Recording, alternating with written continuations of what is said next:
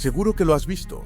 Es uno de esos gráficos que circulan por Twitter y Reddit cada pocos meses y que siempre se hace viral. Muestra una línea ascendente que representa el avance científico de la humanidad. La línea sube y sube durante la época de los griegos y los romanos. Y de repente, ¡zas! Una caída vertical, un abismo, un valle profundo etiquetado como la Edad Media o la quema de la Biblioteca de Alejandría. Y luego, la línea tarda 1000 años en recuperarse. El texto que suele acompañar a este meme es siempre el mismo. Si no hubieran quemado la Biblioteca de Alejandría, hoy estaríamos viviendo en colonias en Marte, tendríamos la cura contra el cáncer y viajaríamos en autos voladores. Es una idea seductora, ¿verdad? Es una historia trágica y romántica. Nos encanta creer que vivimos en el universo equivocado, que nos robaron nuestro futuro de ciencia ficción por culpa de la ignorancia de un solo villano con una antorcha. Nos da alguien a quien culpar, ya sea Julio César, una turba de cristianos fanáticos o un ejército musulmán, dependiendo de tus prejuicios personales.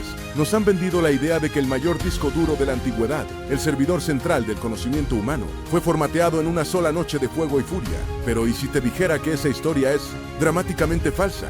¿Y si te dijera que el gráfico del meme no tiene ningún sentido? La realidad de lo que pasó en Alejandría es mucho más compleja, mucho más aburrida y sinceramente mucho más aterradora para nosotros hoy en día. La biblioteca no fue asesinada, la biblioteca no murió gritando entre llamas, la biblioteca murió de hambre, murió de burocracia, murió por una actualización de software que salió mal. En los próximos minutos, vamos a hacer una autopsia forense al mayor crimen cultural de la historia. Vamos a descubrir que no perdimos la capacidad de ir a Marte por un incendio, y te voy a demostrar que el verdadero enemigo del conocimiento no es el fuego, es la indiferencia. Quédate, porque la historia de cómo perdimos el pasado es la advertencia más urgente sobre el futuro de nuestro propio Internet. Para entender la magnitud de la pérdida, primero tenemos que entender qué demonios era ese lugar. Porque si te imaginas una biblioteca pública municipal con señoras mandando callar, estás muy equivocado. Alejandría, fundada por Alejandro Magno en la costa de Egipto, no era solo una ciudad, era la Nueva York, el Silicon Valley y el Londres del mundo antiguo, todo comprimido en una metrópolis de mármol blanco.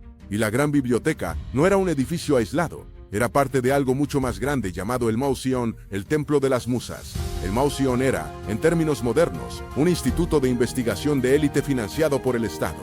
Imagina el campus de Google mezclado con el CERN y la Universidad de Oxford. Los Ptolomeos, los reyes griegos de Egipto, gastaban fortunas obscenas en este lugar. Ofrecían a los mejores cerebros del mundo mediterráneo algo irresistible: salario vitalicio, alojamiento gratuito, exención total de impuestos y comida gratis. Su único trabajo era pensar, escribir y debatir. Gracias a esa inversión masiva, en esos pasillos caminaron gigantes. Aquí fue donde Euclides sistematizó la geometría que todavía enseñamos en las escuelas hoy. Aquí fue donde Arquímedes sentó las bases de la ingeniería mecánica.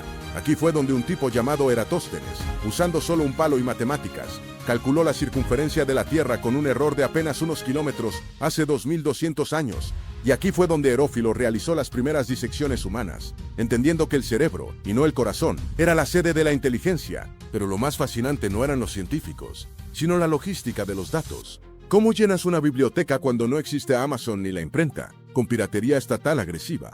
Existía una ley real en el puerto de Alejandría llamada el Fondo de los Barcos. Funcionaba así: si tu barco atracaba en el puerto, los guardias no buscaban drogas o armas, buscaban rollos de papiro. Si encontraban un libro que no tenían en la biblioteca, te lo confiscaban. Lo llevaban al Mauseón, un ejército de escribas lo copiaba, se guardaban el original para la biblioteca y te devolvían a ti la copia barata. Eran los piratas intelectuales más grandes de la historia. Querían poseer literalmente todos los libros del mundo. Se estima que llegaron a acumular entre 400.000 y 700.000 rollos. Para organizar este caos, un bibliotecario llamado Calímaco inventó los pinaques. Fue el primer catálogo bibliográfico de la historia, el primer algoritmo de búsqueda, siglos antes de Google. Clasificó el saber por temas y autores para que encontrar información fuera posible. Entonces, si era una institución tan poderosa, protegida por reyes y gestionada por genios, ¿cómo desapareció todo? Vamos a interrogar a los 3 sospechosos habituales que la historia nos ha presentado. Si buscas en Google ¿quién quemó la biblioteca?, encontrarás 3 fechas y 3 culpables. Pero si analizamos la evidencia, ninguno de los 3 encaja con la escena del crimen. Sospechoso número 1. Julio César. Año 48 a.C. Esta es la versión de Hollywood. César llega a Alejandría persiguiendo a su rival Pompeyo. Se ve envuelto en una guerra civil egipcia entre Cleopatra y su hermano, y se queda atrapado en el palacio real. La flota enemiga lo bloquea. En una maniobra desesperada, César ordena incendiar los barcos enemigos en el puerto. El fuego es incontrolable, salta de los barcos a los muelles, de los muelles a los almacenes y, supuestamente, a la biblioteca. El veredicto: culpable de negligencia, pero no de destrucción total. Sí, hubo un incendio, pero los historiadores antiguos como Séneca mencionan que se quemaron unos 40.000 rollos. ¿Dónde estaban esos rollos? Probablemente en almacenes portuarios, listos para ser exportados. Eran copias de seguridad o mercancía. Sabemos que la biblioteca sobrevivió porque décadas después, el geógrafo Estrabón visitó Alejandría y trabajó en el Mausión. Si César hubiera quemado el edificio principal, Estrabón habría escrito sobre las ruinas. En cambio, habla de él como una institución viva. César le hizo una herida, pero no la mató. Sospechoso número 2. Los cristianos fanáticos. Año 391 después de Cristo. Avanzamos 400 años. El Imperio Romano es ahora cristiano. El emperador Teodosio ordena cerrar todos los templos paganos. El patriarca de Alejandría, Teófilo, lidera una turba enfurecida hacia el Serapeum. El Serapeum era un templo magnífico que albergaba una biblioteca hija, una sucursal abierta al público. La turba destruyó el templo y las estatuas paganas. El mito dice que aquí se perdió todo. El veredicto, inocente por falta de pruebas. Para el año 391, los historiadores contemporáneos describen la destrucción del edificio y de los ídolos religiosos, pero nadie menciona libros. Ni una sola fuente de la época dice "y quemaron miles de rollos". ¿Por qué? Porque probablemente las estanterías del Serapeum ya estaban vacías mucho antes de que llegaran los cristianos. El edificio fue destruido, sí, pero el conocimiento ya se había marchado. Aquí está la verdad incómoda. La biblioteca no desapareció con un bang, desapareció con un suspiro. El verdadero asesino fue una mezcla letal de recortes de presupuesto, cambio tecnológico y humedad. Hablemos del soporte físico, el papiro. El papiro no es papel, es una planta, es material orgánico. En el clima húmedo y salino de Alejandría, junto al mar, la vida útil de un rollo era ridícula.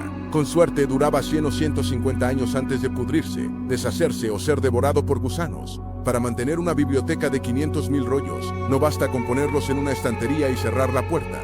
Necesitas un ejército industrial de copistas trabajando 24/7, reescribiendo constantemente los libros que se están pudriendo. Es una carrera contra la entropía, y aquí entra la economía. Durante la crisis del siglo III, el Imperio Romano colapsó económicamente.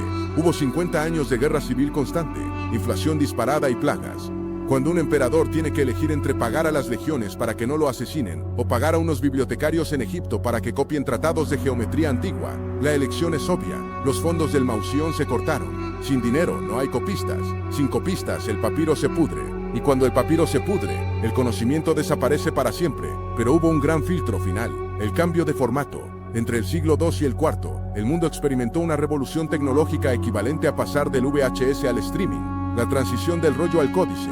El rollo era incómodo, tenías que desenrollarlo entero para leer el final. El códice, el libro con páginas y tapa, hecho de pergamino de piel animal, era superior, podías saltar de página, escribir por ambos lados y era mucho más duradero, pero el pergamino era carísimo. Copiar toda la biblioteca de Alejandría de rollos viejos a libros nuevos de piel era una tarea titánica que requería millones en presupuesto. Los bibliotecarios tuvieron que hacer una selección editorial brutal, tuvieron que decidir qué salvar y qué dejar morir, qué copiaron, lo que era popular en ese momento.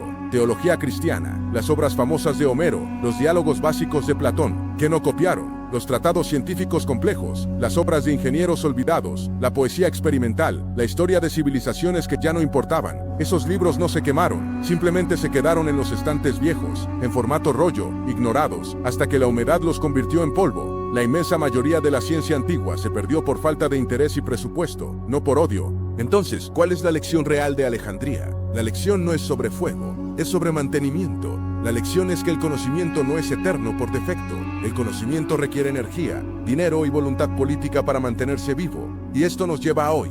Ahora mismo estamos generando más datos en un solo día que Alejandría en toda su existencia. Pero, ¿dónde están esos datos? Están en servidores privados, en discos duros que fallan cada 5 años, en formatos de archivo que dejan de ser compatibles, en enlaces web que se rompen. Vint Cerf, uno de los padres de Internet, nos advierte sobre una posible edad oscura digital. ¿Cuántas fotos tuyas de 2005 siguen accesibles? ¿Cuántas webs de los 90 han desaparecido sin dejar rastro? La Biblioteca de Alejandría nos enseña que lo más peligroso para una civilización no es un bárbaro con una antorcha. Lo más peligroso es creer que la información se cuida sola. Lo más peligroso es una sociedad que deja de invertir en su propia memoria porque es muy caro migrar los datos al nuevo formato. No perdimos Alejandría por odio, la perdimos por negligencia y estamos corriendo el riesgo de hacer exactamente lo mismo con nuestra propia historia digital.